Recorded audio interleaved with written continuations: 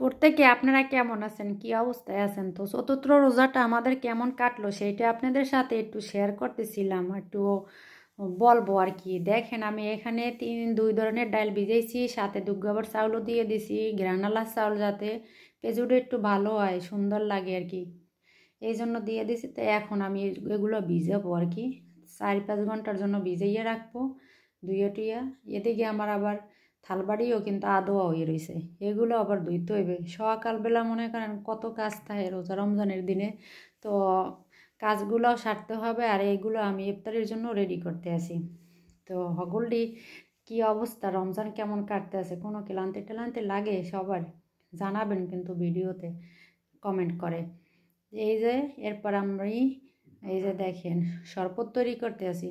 শরবত তো অনেকে অনেকভাবে খায়, আমি এখানে এই যে কি বলে এটারে, কালা কালা তুকমা দানা, এইটা ভিজাইছি, এটা দিয়ে শরবত খাওয়া হবে। আর চিড়ে ভিজাইছি, এটা হচ্ছে গ্রামের একবারে খ্যাত খাওন, সবাই মনে করবেন চিড়া কেউ খায়, আসলে আমি পছন্দ করি, মানে আপনাকেও যদি ভালো লাগে সেটাও কিন্তু খাইতে পারেন। তো এখানে আমি কিন্তু লাল চিড়েটা ভিজাইছি, লাল চিড়েটা খাইতে কিন্তু জম্মর মজা হয়। আর এরপর আবার দেখেন পেঁয়াজু, ওই যে ডাল ভিজাইছিলাম না, হেয়ে আবার এখন রেডি করছি। তো হেয়ে দিয়া পেঁয়াজু বানামো। তো অর্ধেক ডাইল এবার উড়িয়ে রাখছি, সব ডালগুলো তো একদিনে খামো না, যেহেতু দুইজন মানুষ, তাই একটু হিসেব করে আবার খামো আর কি। এই যে দেখেন সব দিয়ে দিছি, এখানে আবার বোম্বাই মরিচও দিছি, কিন্তু পেঁয়াজ দিছি, সাথে পুদিনা পাতা দিছি। তো জম্মের মজা হয়েছে, ঘ্রাণ হয়েছে, বাস বাস করছে।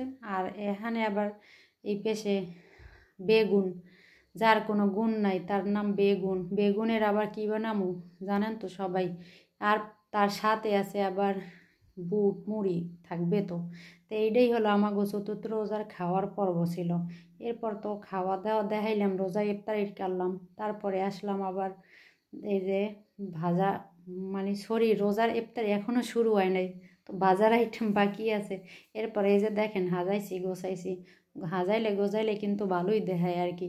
তো আমাদের গরিবের সাধ্যর মধ্যে যেতটুকুই সামর্থ্য আছে অতটুকুই দিয়ে কিন্তু ইফতারি সারি আর কি। সাথে এই যে শরবতটা বানাইছে, এটার মধ্যে আবার ট্যাং দিছি, ট্যাংটা আবার একটু ভালো লাগে নাকি খাইতে। আর আমি খামো এই চিড়া, এটা আমার ট্যাং দিয়ে শরবত, এটা খেবে আমার স্বামী। তো এই যে বুটমুড়ি, এই তো আছে আজকে শেষ পর্ব। তারপরে হচ্ছে রান্না বান্না। রান্না বান্না তো ওই যে প্রথম রোজার দিন রান্না করছি, এর মধ্যে আর কোনো রান্নাই করি নাই, তো এই খাইছি আর কি। দুইজনে ভাতই খাইতে পারি না, আর ভোর রাত্রে আমার স্বামী ভাত খায় দুগ্গহানি, তাই এককালে কমাই কমাই রাঁধছি। আর ওই আজকে আবার তরকারি রান্নু, চিংড়ি মাছ দিয়ে ফুলকপি, আর হচ্ছে আপনি মিষ্টি কুমড়া, আর থাকবে হচ্ছে দেশের টাহি মাছ, যেটা বলে হৌটাহি মাছ আর কি, ওইটা রান্না করবো।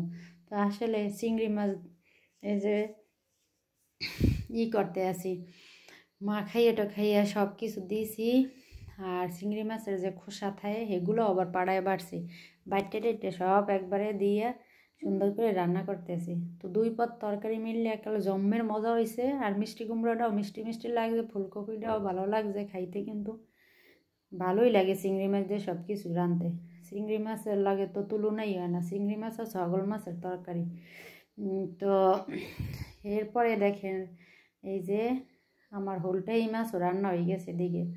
তো আপনাদের সাথে ভিডিওটা শেয়ার করলাম, কেমন লাগলো মতামত কিন্তু জানাইবেন, আপনাদের অপেক্ষায় থাকলাম।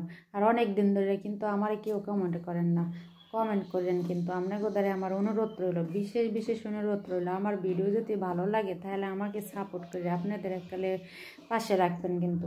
এই তো দেখেন আজকের ভিডিও রান্নাবান্না দুই পদ করেছি। তো সবাই ভালো থাকবেন আর আমার জন্য দোয়া করবেন, আর আপনাদেরও সবার জন্য আমি দোয়া করি, সবার রোজা ভালো কাটুক। আল্লাহ হাফেজ।